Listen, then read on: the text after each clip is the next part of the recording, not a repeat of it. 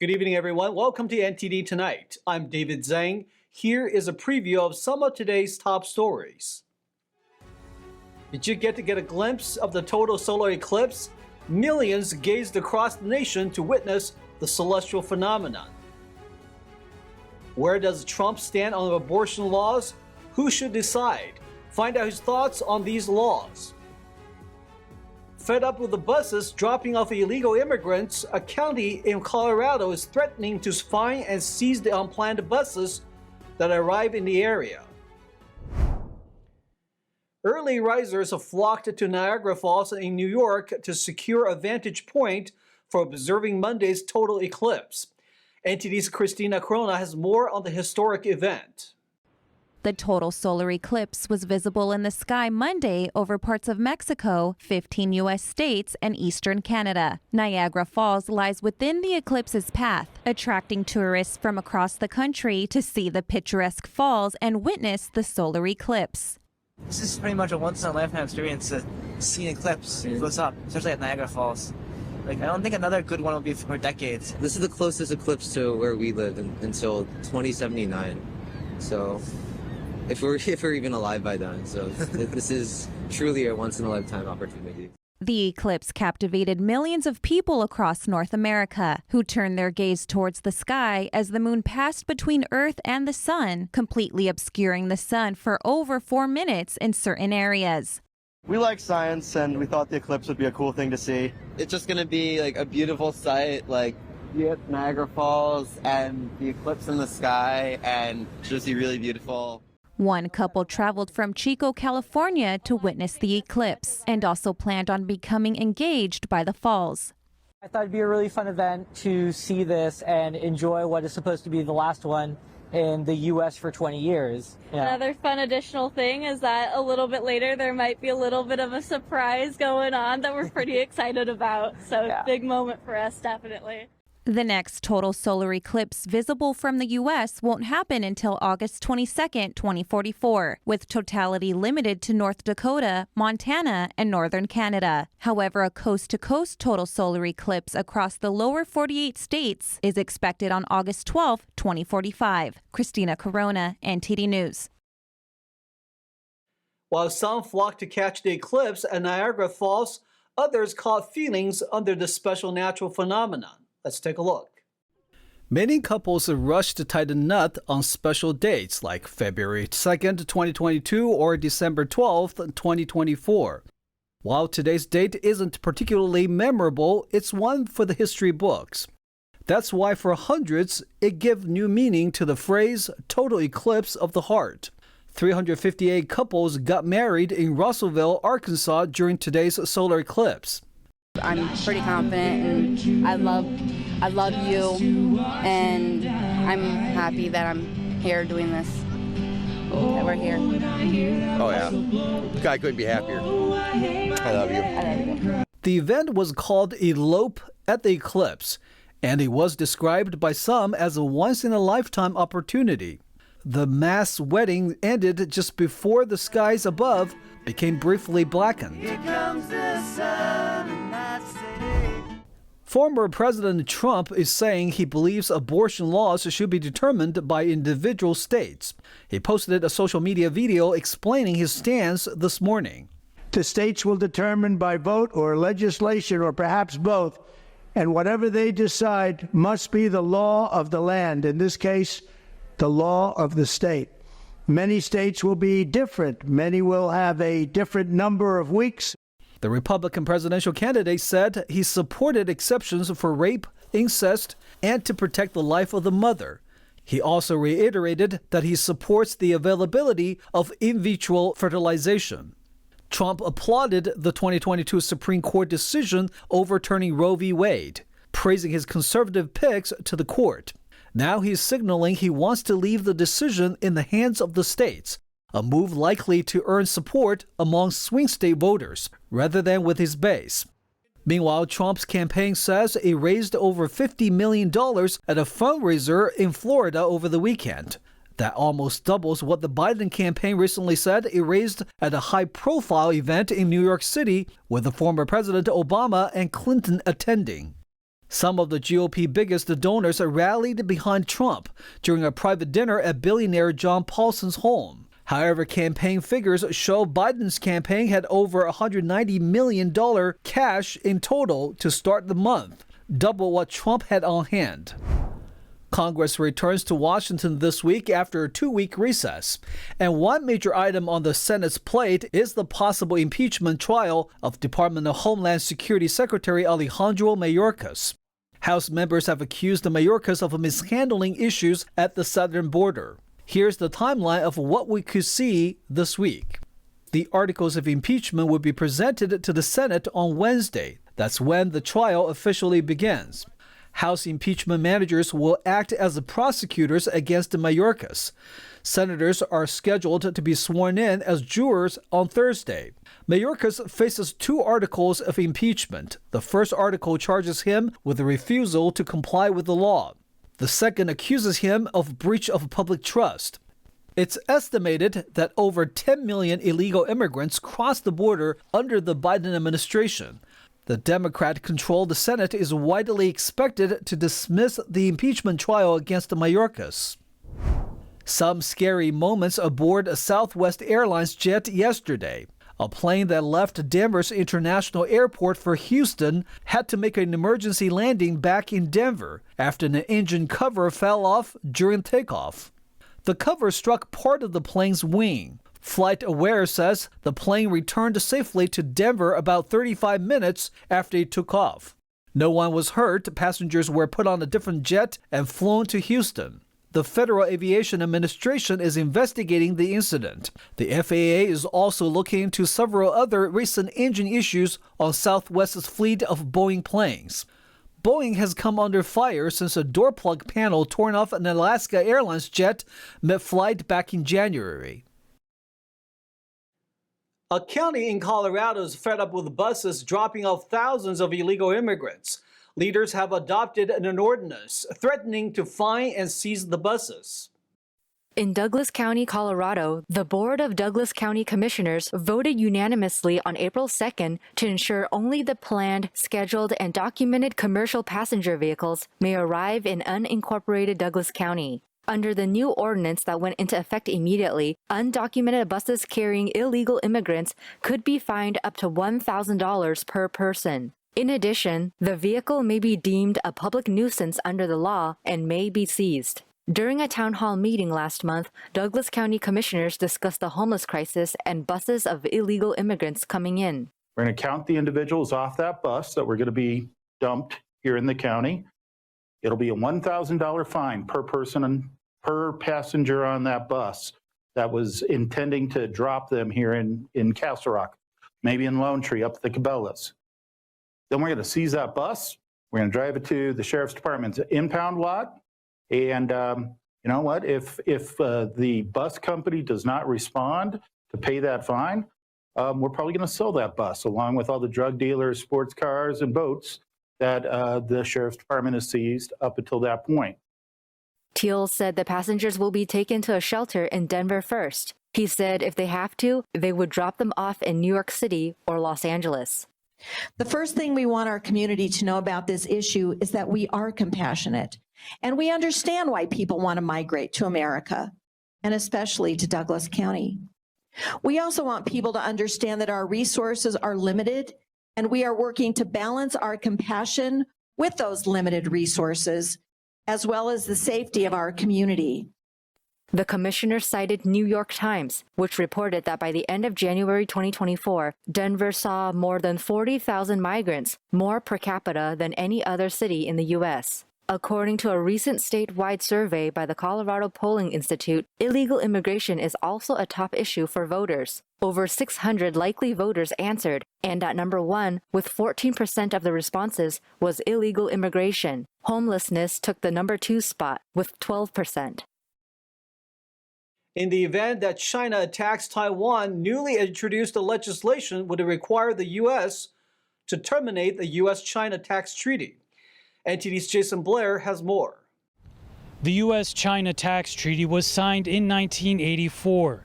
It's designed to prevent double taxation for companies and individuals who do business in both countries. Representative Tony Gonzalez introduced new legislation that would require the U.S. Department of Treasury to cease the treaty if China launches an armed attack on Taiwan. Tony Gonzalez said in a statement, quote, "Ensuring the safety and security of our partners in the Indo-Pacific region is essential to our nation's economic and national security endeavors. This legislation sends a clear message to the Chinese Communist Party. If you invade Taiwan, severe consequences will follow."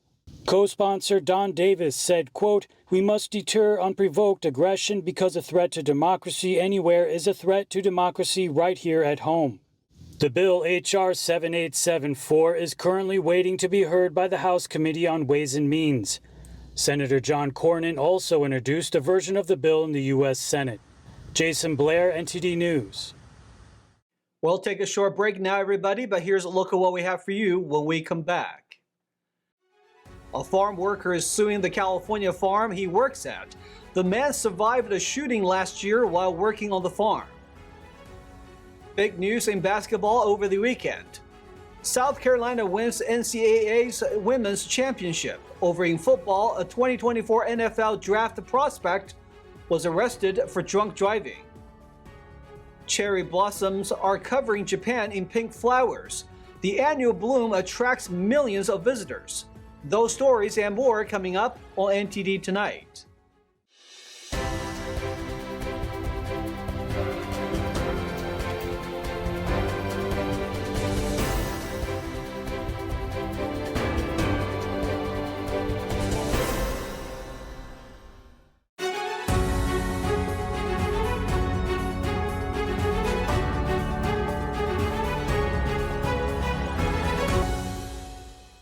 Welcome back to NTD Tonight. I'm your host, David Zhang.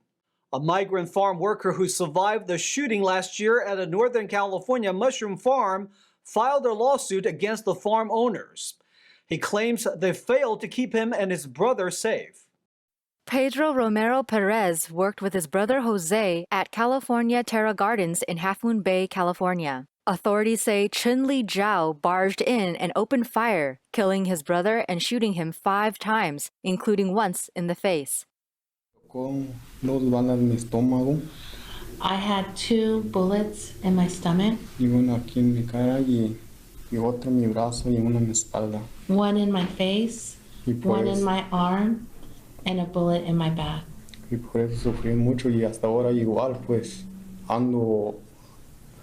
Ando bien débil, pues todavía pues sigo en eso.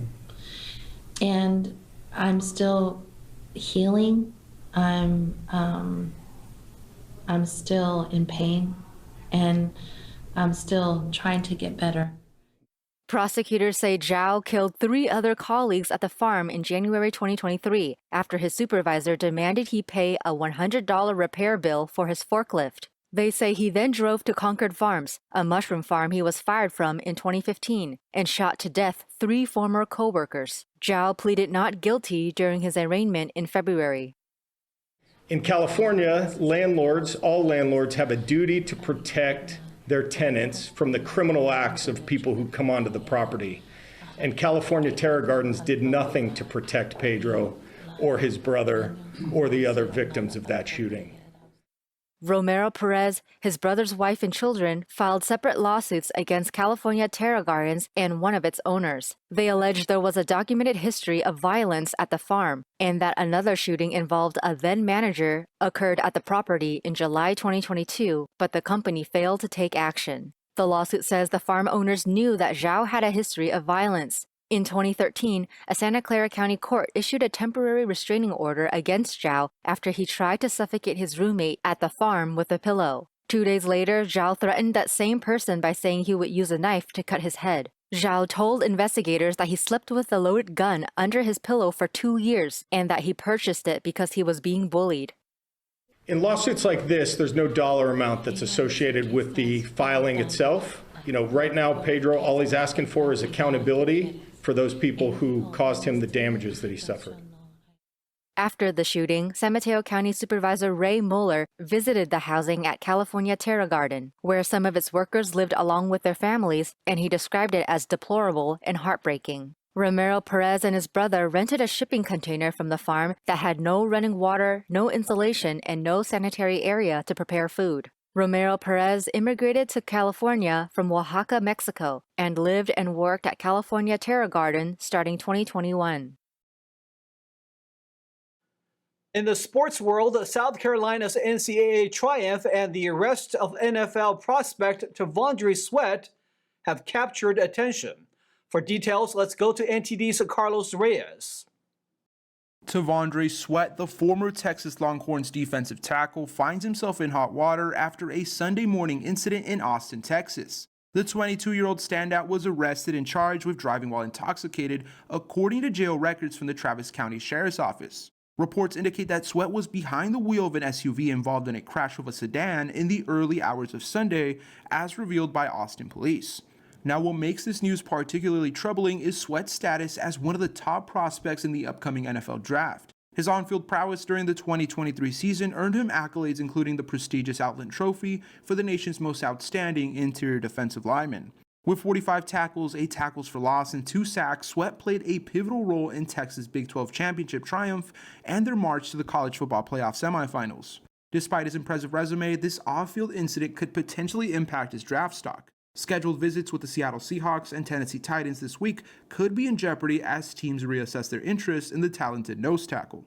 Stay tuned as we continue to monitor this developing story and its implications for Sweat's future in the NFL. The South Carolina Gamecocks have etched their name in history, completing a flawless journey to claim the national championship crown.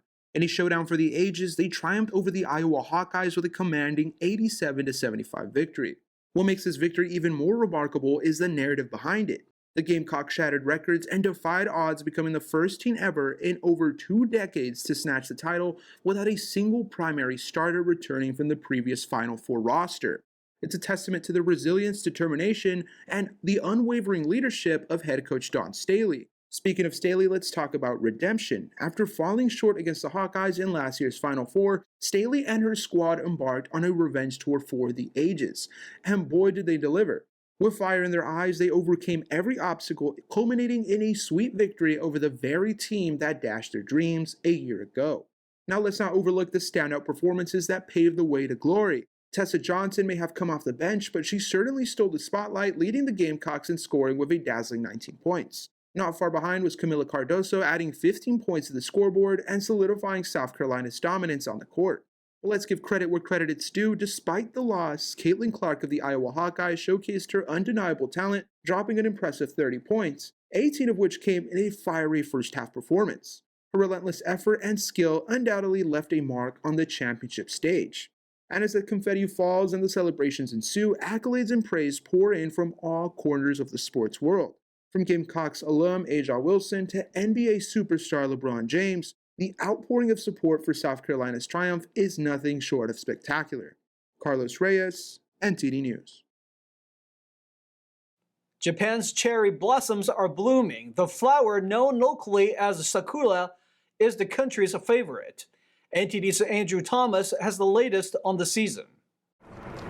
Cherry blossom season is a particularly cherished time of year in Japan. The 2024 bloom came 5 days later than usual, catching many tourists and the tourism industry off guard. The forecast was several days delayed than last year.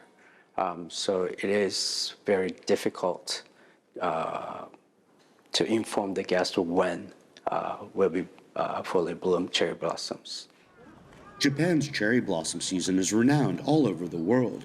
During this time, the Japanese landscape transforms into a sea of delicate pink and white.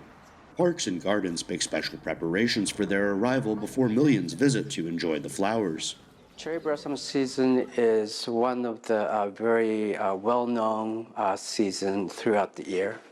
So, of course, a lot of guests from overseas. Many of the tourists in Tokyo's Asakusa district plan their trip based on sakura season. Especially with all the festivals and events they have around cherry blossoms in Japan, I would definitely say it's, very special. Japan has been experiencing an unprecedented influx of foreign visitors since lifting pandemic-era restrictions. I came to Japan in this season mostly for the cherry blossoms, but also because it's colder where I'm from. It's very hot already, so it's nice to come for the weather. This event in Tokyo's Nihonbashi district was planned 6 months in advance. Nihonbashi was the starting point of the Tokaido route in the Edo period, and since that period, Nihonbashi was a place where many people gathered. With that in mind, we wanted to use cherry blossom season to bring people together, and we also believe this will bring a cheerful atmosphere to the area. For many, the cherry blossom season symbolizes not only the start of spring, but also new beginnings. Andrew Thomas, NTD News. And stay tuned for China in Focus with Tiffany Meyer coming up next. The container ship APL Qingdao lost propulsion power while transiting New York Harbor, less than 2 weeks after another cargo vessel caused it to smash into Baltimore's Francis Scott Key Bridge. How is this incident tied to China? Be sure to stay tuned for China in Focus with Tiffany Meyer at 9:30 p.m. Eastern Time. And that's all we've got for you tonight. We'd like you to join us again on NTD Tonight every weekday at 9 p.m. I'm David Zhang. Have a wonderful evening.